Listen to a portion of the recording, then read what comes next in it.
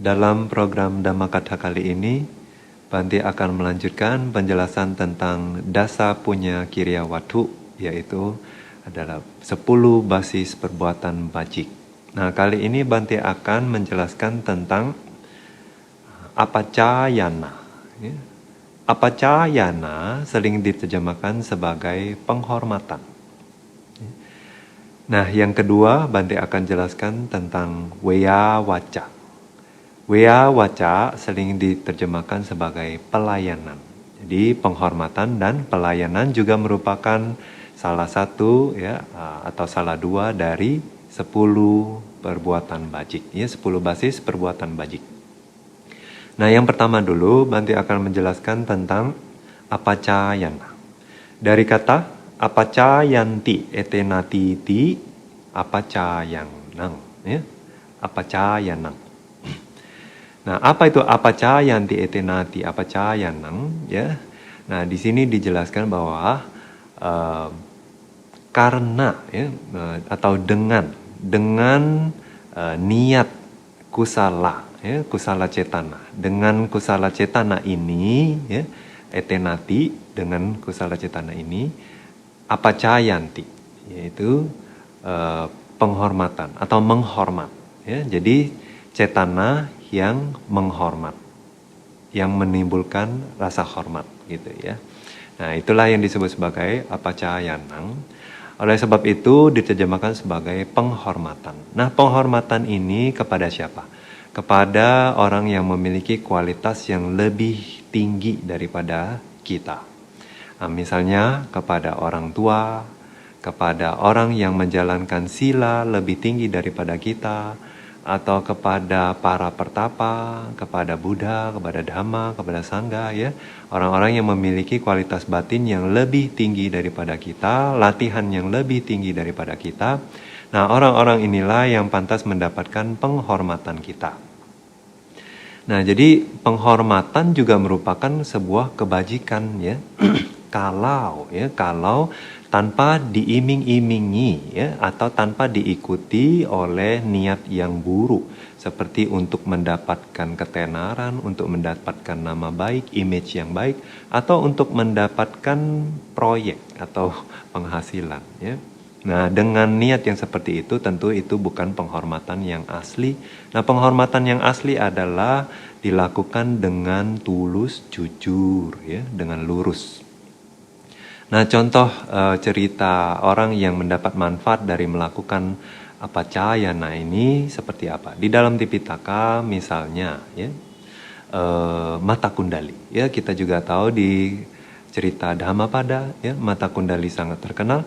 Jadi waktu dia meninggal, Mata Kundali melihat Buddha, ya, siluet Buddha. Kemudian waktu itu berusaha untuk mengangkat kedua tangan, melakukan penghormatan kepada Buddha, kemudian meninggal, ya, dengan saddha, ya, ya, kemudian berusaha melakukan penghormatan kepada Buddha pada saat itu.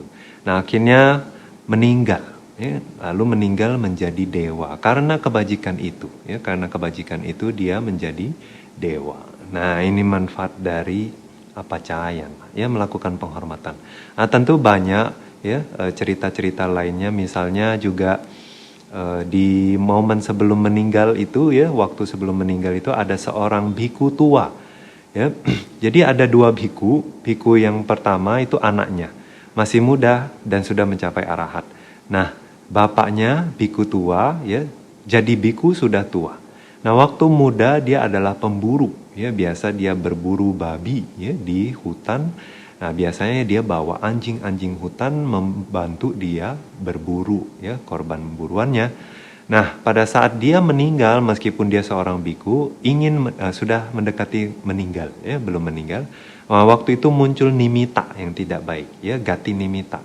Nah, seperti melihat anjing, ya, kemudian anjing itu mengejar-ngejar dia, menggonggong dia, ya. Jadi dia teriak-teriak dikejar anjing. Nah, anaknya tahu, oh, ini adalah gati nimita yang tidak baik. Kalau biku tua ini dia meninggal dengan nimita seperti itu, maka akan terlahir di alam penderitaan.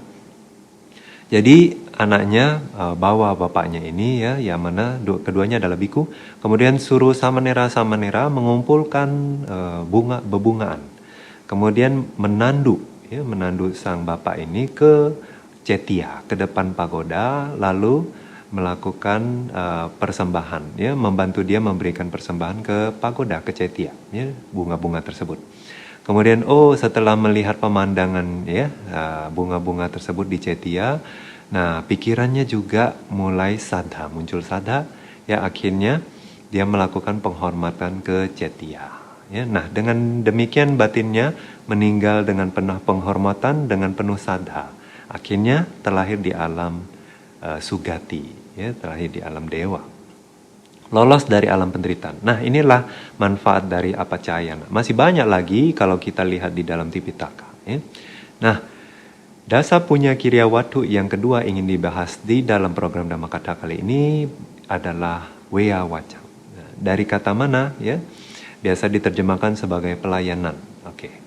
Nah, dia berasal dari kata Biawatasa Bhawo Wea Wacang. Biawatasa bhawo, sifat alami. Biawatasa, dari ya, seorang yang peduli. Ya. Ternyata Wea Wacang ini basisnya adalah kepedulian, ya, kepedulian. Nah, tentunya kepedulian ini juga terhadap siapa? Orang-orang yang pantas mendapatkan kepedulian kita. Misalnya dari keluarga, ya, dari sanak famili, kemudian dari teman-teman kehidupan suci, siapapun ya yang pantas ditolong, yang pantas dibantu, yang pantas mendapatkan kepedulian dari kita, seperti orang sakit, fakir miskin, ya, dan lain-lain. Nah, kepedulian inilah ya yang memunculkan lalu pelayanan. Ya, makanya sering diterjemahkan sebagai pelayanan. Tapi bisa juga sesungguhnya jika ingin diterjemahkan sebagai kepedulian. Ya. Nah, tapi tentunya peduli kadang-kadang tidak bersifat aktif, pasif, ya. Tapi di sini maksudnya adalah selain dengan pikiran yang peduli, dia juga berusaha melayani atau memberikan bantuannya kepada orang-orang itu, ya, yang pantas dibantu. Nah, jadi kepedulian sendiri atau pelayanan ya itu tentunya bukan dengan tujuan yang tidak baik, tapi misalnya untuk mendapatkan kusala atau untuk mengumpulkan parami, atau hanya sekedar karena meta atau karuna lalu ingin membantu orang lain ya. Nah, itu harus dijalankan dengan niat yang tulus, ya, bukan untuk mendapatkan ketenaran, bukan untuk mendapatkan nama baik, ya, dan lain sebagainya. Nah, contoh cerita di dalam Tipitaka seperti apa?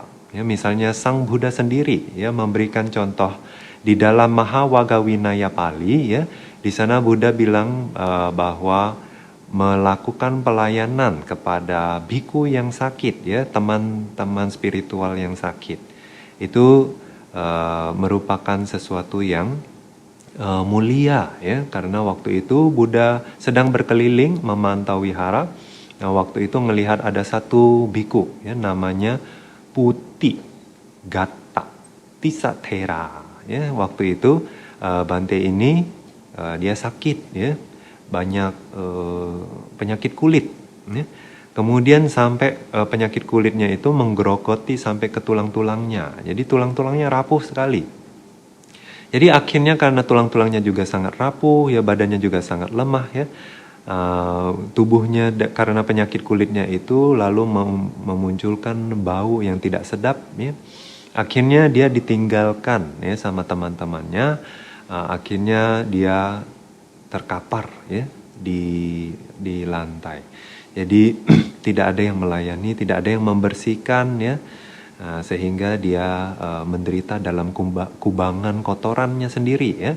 Nah, waktu itu Buddha melihat, lalu mengajak Bante Ananda berdua melakukan pelayanan kepada biku tersebut, ya.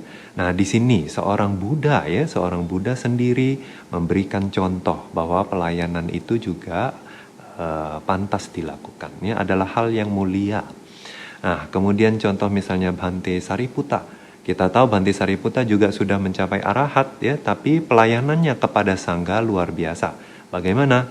Misalnya, ya, sangga sudah pergi pindah patacara untuk mengumpulkan derma makanan. Tapi Bante Sariputta biasanya pergi belakangan. Ya. Apa yang beliau lakukan di wihara?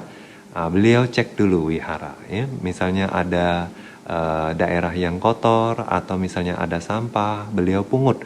Kemudian beliau sapu, beliau rapikan ya wihara itu. Nah setelah rapi baru beliau pergi belakangan. Nah tujuannya apa? Ya beliau melakukan seperti itu dengan niat bahwa apa?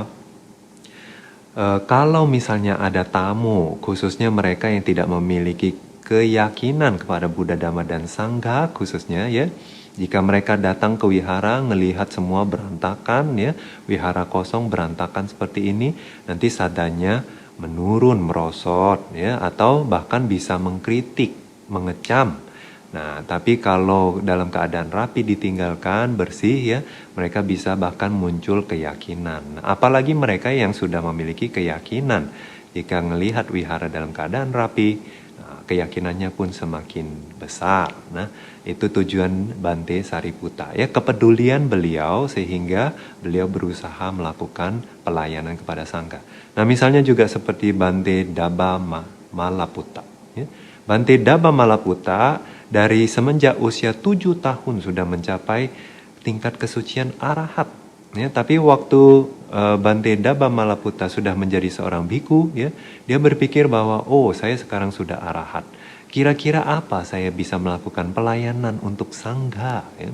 Nah, jadi seorang arahat pun masih ada niat untuk melayani sangha. Nah, akhirnya waktu itu mengambil tugas yaitu sebagai penunjuk atau pendistribusi tempat tinggal Sanghika, ya, wihara Sanghika. Nah, itulah manfaat ya, banyak cerita bahkan yang sangat menginspirasi, bahkan Buddha sendiri ya menginspirasi kita untuk melakukan pelayanan. Ya, pelayanan tidak hanya dilakukan kepada sangha, tapi juga bisa dilakukan kepada orang tua ya, di rumah membantu orang tua itu adalah pelayanan. Misalnya dengan menjaga toko ya, atau membantu ya, kewajiban dan tanggung jawab dari seorang tua yang meringankan kewajiban mereka. Nah, jadi misalnya juga bisa memberikan pelayanan sosial kepada fakir miskin ya, kepada anak-anak yang membutuhkan pertolongan dan lain sebagainya. Itu semua adalah bentuk-bentuk pelayanan ya. Banyak sekali cerita di Jataka ya, bagaimana orang bisa mendapatkan manfaat dari pelayanan lalu terlahir sebagai dewa, manusia dan lain sebagainya ya. Nah, dua ini ya, pelayanan dan penghormatan juga termasuk dalam 10 basis perbuatan bajik. Demikian penjelasan Bante dalam program Dhammakatha kali ini.